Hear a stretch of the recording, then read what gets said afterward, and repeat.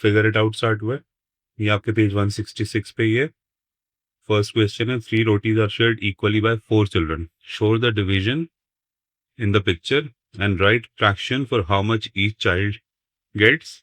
Also write the corresponding division fact, addition fact and multiplication fact. आपको ये तीनों fact पूछा इन्होंने कि तीनों फैक्ट बताइए हमें, है ना। और देखो क्या करना था, 3 रोटियों को, 3 rotis are shared equally by 4 children, तो इसका फ्रैक्शन क्या बनेगा, 3 थे और उसको 4 में डिवाइड कर दिया, तो हर बच्चे को 3/4 रोटी मिलेगी। 3/4 रोटी मिलेगी। ये 4 बच्चे यहाँ नीचे डायग्राम में बने हुए ना, 1 2 3 4। 3/4 का क्या मतलब होता है, 3 रोटी को 4 में डिवाइड कर दिया गया, हर बच्चे का फ्रैक्शन आया 3/4। 3/4 का क्या मतलब होता है, देखो तुम्हें समझाने के लिए बोलो, 1/4 प्लस 1/4 प्लस 1/4। मैं किसी फैक्ट की बात नहीं कर रहा, ना कोई डिवीजन मल्टीप्लिकेशन एडिशन फैक्ट की बात नहीं कर रहा, मैं बोल रहा हूँ हर बच्चे का कितना फ्रैक्शन मिलेगा, 3/4। 3/4 को आप क्या लिख सकते हो, 1/4 3 बार। तो इस महाशय को, पहले वाले बच्चे को, ये वाले इसके 1/4 के 3 टुकड़े मिलेंगे, है ना। मैं इसके लिए 1 2 3, मैंने इसको 3 ही वाले, इसको ये 3 पार्ट्स मिलेंगे एक बच्चे को। ठीक है, देखें हम चारों बच्चों में इस तरह से डिवाइड कर सकते हैं, यानी कलर बदल बदल के लिख के देख लें। तो इन साहब को, इन वाले महाशय को 1/4 के कितने टुकड़े मिलेंगे, फर्स्ट वाली इक्वेशन देखो, 3/4 था हर बच्चे का शेयर, इसको मतलब 1/4 3 हिस्से मिलेंगे। तो सेकंड वाले इसको ये 1 ये 2 ये 3, इसको ये 3 हिस्से मिल जाएंगे, 1/4 के 3 हिस्से। ठीक है, तो अब इन साहब को देखो, तीसरे वाले बच्चे को, इनको मिलेगा 1 2 3, ये 1/4 के 3 हिस्से मिल जाएंगे। फिर ये आखिरी वाले जो रह गए, ये जो लास्ट वाले रह गए, इनको कितने हिस्से मिलेंगे, 3 हिस्से मिलेंगे, 1 2 3। सारे बच्चों को 3 3 हिस्से मिल गए, है ना। 3 3 हिस्से कितनी रोटी के मिले, 1/4 रोटी के। हर बच्चे का शेयर क्या आ रहा था, फर्स्ट जो हमने सोचा था 3/4, इसका मतलब 1/4 के 3 पार्ट्स, हर बच्चे को 3/4 मिल रहा है। ठीक है, इतना फ्रैक्शन अगर समझ में आ गया, यही फ्रैक्शन समझना है बस। ठीक है, अब इसको चलो, इसको अब हम ये जो अपने फैक्ट्स की बात कर रहे हैं कि also right the corresponding division fact. तो डिवीजन फैक्ट का क्या मतलब हुआ, इसका डिवीजन फैक्ट का मतलब हुआ, यहाँ पे हमारे पास कितनी रोटी थी, 3 रोटी थी, कितने में डिवाइड कर दिया, कितने लोगों में डिवाइड कर दिया, 4 लोगों में, तो ये बन गई 3/4।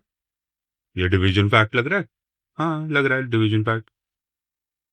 एडिशन फैक्ट क्या होगा, एडिशन फैक्ट होगा कि हर बच्चे को अगर 3/4 रोटी मिल रही है, तो कितने बच्चे हैं, 4 बच्चे हैं, 3/4 प्लस 3/4 प्लस 3/4 प्लस 3/4। तो ये कितना हो जाएगा, this will be equal to, this will be equal to कितना होगा, बता सकता है कोई सोच के, 3। This will be equal to 3। अगर डिनोमिनेटर सेम है, न्यूमरेटर ऐड हो जाएंगे ना। इसको सॉल्व करना भी हम सीख लेंगे। अगर 3/4 4 बार है, तो इसका मतलब आप 3/4 को मल्टीप्लाई कर सकते हो 4 से, और वो 4 न्यूमरेटर में मल्टीप्लाई हो जाएगा, तो न्यूमरेटर ऊपर बन जाएगा 4 × 3 that is 12, which will be equal to, 12 को 4 से डिवाइड करोगे तो 3। सो ये इसका एडिशन फैक्ट हो गया कि हर बच्चे को 3/4 मिला, तो 4 बच्चों को मिला के कितना मिला, 3 रोटी मिली, 3 मिली। ठीक है, अब मल्टीप्लिकेशन फैक्ट, मल्टीप्लिकेशन फैक्ट यही है कि हर बच्चे को 3/4 मिल रहा था, हर बच्चे को 3/4 मिल रहा था, और टोटल 4 बच्चे थे, दिस इज इक्वल टू 3। ये हमारे पास न्यूमरेटर आ गया, 3 रोटियां थी, है ना। 3/4 मिला 4 लोगों को, 3/4 मल्टीप्लाई बाय 4 करोगे तो टोटल कितनी रोटी डिवाइड हुई थी, 3। ये इसका मल्टीप्लिकेशन फैक्ट है। ठीक है, ये इसके डिवीजन एडिशन और मल्टीप्लिकेशन फैक्ट हमने कर दिए। लास्ट में देखो, एनसीईआरटी वाले क्वेश्चन खत्म ही नहीं करते, तो ये कह रहे हैं compare your picture and answer with your classmates, अपने क्लासमेट्स के साथ, बैचमेट्स के साथ देखो कि उन्होंने भी इसी तरह सॉल्व किया या उन्होंने किसी और तरीके से सॉल्व किया है, क्या वो ठीक है या आप ठीक हो, उसको करने के बाद कंपेयर करो। सेकंड क्वेश्चन है, draw a picture to show how much each child gets when two rotis are shared equally by four children. और उसके बाद फिर इन्होंने अगेन बोला also write the corresponding division fact, condition fact and multiplication fact. ठीक है, problem क्या है कि दो चाइल्ड, दो रोटीज है ना, दो रोटीज है और कितने चिल्ड्रन है, फोर चिल्ड्रन है।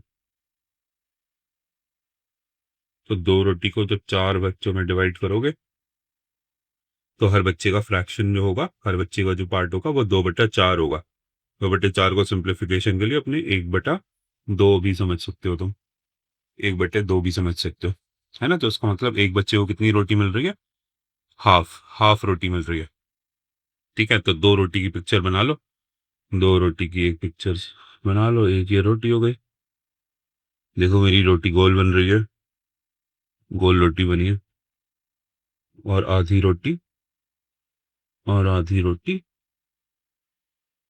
ठीक है, तो ये वाला आधा किस फर्स्ट बच्चे के पास जाएगा, है ना। ये चाइल्ड वन के पास जाएगा, चाइल्ड वन के पास चले जाएगा। ये वाला हिस्सा किसके पास जाएगा, चाइल्ड टू के पास जाएगा। ये वाला हिस्सा किसके पास जाएगा, चाइल्ड थ्री के पास जाएगा। ये वाला हिस्सा चाइल्ड फोर के पास चला जाएगा। यहाँ पे तुम पिक्चर्स भी बना सकते हो अगर तुम्हें बनानी आती हो तो। मेरे पास मुझे नहीं आती तो मैंने ऐसी 1 2 3 4 लिख दिया। ये हिस्सा किस चीज़ को रिप्रेजेंट कर रहा है, आधी रोटी को। तो हर बच्चे को कितनी रोटी मिल रही है, हाफ रोटी। तो हमने अगर दो रोटी को चार बच्चों में डिवाइड किया तो हर बच्चे को कितनी मिली, आधी रोटी। तो इस तरह से आप दो रोटी को आधा आधे हिस्से में देख सकते हो कि उसके आधे आधे करके चार हिस्से बन रहे हैं और वो चार बच्चों को मिल पा रही है। तो यही हमारे इन्होंने क्वेश्चन पूछा था। अब इसका कह रहे हैं कि डिवीजन फैक्ट बताओ, मल्टीप्लिकेशन फैक्ट बताओ और एडिशन फैक्ट बताओ। सो इसका डिवीजन फैक्ट में क्या लिख सकते हो तुम लोग, डिवीजन फैक्ट में क्या लिख सकते हो, two rotis divided among four people, that will be equal to 2/4 roti. This is the this is the fraction that each child will get, है ना। तो 2 divided by 4 equals 2/4। ये इसका डिवीजन फैक्ट हो गया। नेक्स्ट वाला हमें क्या लिखना है, मल्टीप्लिकेशन नहीं, पहले लिखना है एडिशन फैक्ट। मैं वैसे ही पूछता हूँ, डिवीजन, एडिशन, फिर मल्टीप्लिकेशन फैक्ट। तो एडिशन फैक्ट क्या हो गया कि 2/4 जो हर बच्चे का शेयर है, कितने बच्चे हैं, चार बच्चे हैं। पहले बच्चे का 2/4, दूसरे बच्चे का 2/4, तीसरे बच्चे का भी 2/4 है, और चौथे बच्चे का भी 2/4 शेयर है। 2/4 चार बार आ रहा है, तो ये क्या बन जाएगा आपका 8/4, which will be equal to, which will be equal to 2। ठीक है, न्यूमरेटर अगर सेम है तो तुम, डिनोमिनेटर अगर सेम है, ये 4 है ना, ये भी 4 है, ये भी 4 है, ये भी 4 है। चार फ्रैक्शंस को अगर तुम ऐड कर रहे हो, फ्रैक्शंस को अगर ऐड कर रहे हो, डिनोमिनेटर सेम है तो डिनोमिनेटर को लिख लो और न्यूमरेटर को ऐड कर दो। तो न्यूमरेटर और न्यूमरेटर को ऐड कर दो, तो फर्स्ट वाले में से न्यूमरेटर आएगा 2 + 2 + 2 + 2, इस तरह से 2 को चार बार ऐड किया तो 8 बन गया। तो दिस विल बिकम 8/4, और 8/4 को सॉल्व करके 2 आ गया। This is the addition fact, and this is the addition fact. अब कौन सा रह गया, multiplication fact. Multiplication fact, multiplication fact क्या होगा, हर बच्चे का शेयर है 2/4, कितने टोटल बच्चे हैं, चार। So this will be equal to, numerator denominator दोनों को 4 से अगर डिवाइड कर दोगे तो ये 4 की जगह पे 1 आ जाएगा, यहाँ पे भी 1 आ जाएगा। So this will be equal to 2। So ये तुम्हारी तीनों फैक्ट्स आ गए। आई होप तुम्हें ये दो रोटीज की डिवीजन अमंग चार बच्चों में हर बच्चे के पास आधी रोटी आ रही है, ये समझ में आ गया हो। अगर ये समझ में आ जाएगा तो उसके बाद आप उसके डिवीजन, एडिशन, मल्टीप्लीकेशन फैक्ट को लिख सकते हो। ओके, नेक्स्ट क्वेश्चन है फिर, Anil was in a group where 2 cakes were divided equally among 5 children. How much cake would Anil get? Okay, तो उन्होंने सिंपल सा पूछा है कि दो केक्स हैं दो केक्स हैं, जो चीज है उसको डिवाइड करना है। चीज नहीं है मतलब केक है, और चीज केक भी नहीं है, नॉर्मल केक लिखा हुआ है इन्होंने। तो केक कितने हैं? दो हैं। और कितने बच्चों में डिवाइड करना है? चिल्ड्रन कितने हैं? पांच है। तो इन दो केक्स को अगर पांच बच्चों में डिवाइड करोगे तो हर बच्चे का फ्रैक्शन बनेगा 2/5। है ना, 2/5 बच्चे का फ्रैक्शन बन जाएगा।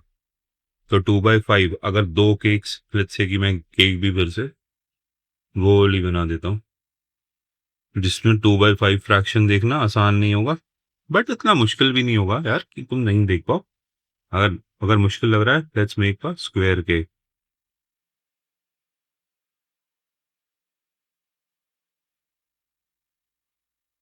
तो स्क्वायर केक भी बना सकते हैं। खैर देखो, हर बच्चे का फ्रैक्शन कितना आएगा? 2/5। 2/5 का यूनिट फ्रैक्शन क्या है? यूनिट फ्रैक्शन या फ्रैक्शनल यूनिट क्या है? 1/5। है ना, तो 2/5 में कितने 1/5 ऐड हो रहे हैं? उसका मतलब है 1/5 प्लस 1/5। हर बच्चे को 1/5 फ्रैक्शन के दो हिस्से मिलेंगे। 1/5 फ्रैक्शन के दो हिस्से मिलेंगे। ठीक है, तो आप 1/5 फ्रैक्शन निकाल सकते हो दोनों के एक्स में से, पहले वाले में से भी निकाल सकते हो। तुमसे बोला था कि एंगल कितना रहता है अगर आप किसी भी चीज को डिवाइड कर रहे हैं, किसी सर्कल को डिवाइड कर रहे हैं पांच हिस्सों में, तो याद है 72 डिग्रीज का रहता है।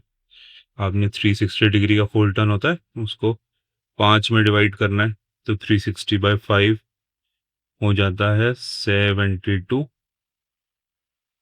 है ना, 72 डिग्री। तो इस तरह से 72 डिग्री का एंगल होगा, तो इस तरह से 5 डिग्रीज में डिवाइड हो सकता है। या लेट से कि आप एक स्क्वायर बना लो। चलो, सर्कल वाली बात समझ में आई तो अच्छी बात है, नहीं तो सर्कल मिटा देते हैं, क्यों कॉम्प्लिकेट करना है। लेट से आप ये दो स्क्वायर बना लो। स्क्वायर के एक्स भी तो होते हैं, है ना। और इसकी साइड रखो 5/5 सेंटीमीटर की। 5 सेंटीमीटर को 1 1 सेंटीमीटर के पांच पार्ट्स में डिवाइड कर दो।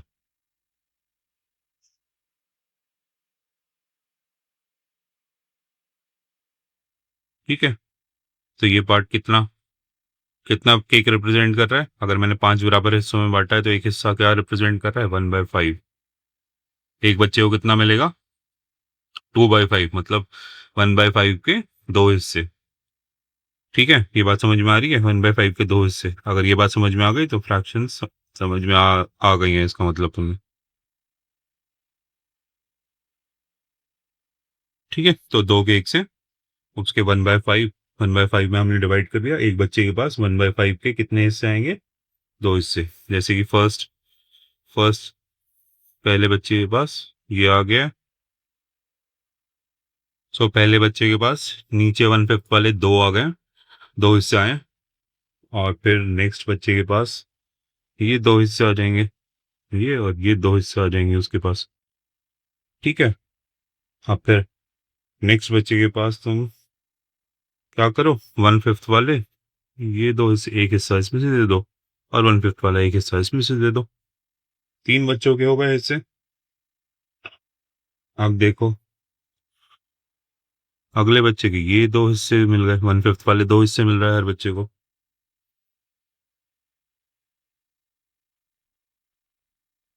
और एक मिनट में कलर ढूंढ लूं। हाँ, चलो। जो पांचवा बच्चा था उसकी ये दो 1/5 वाले हिस्से आ गए। ठीक है,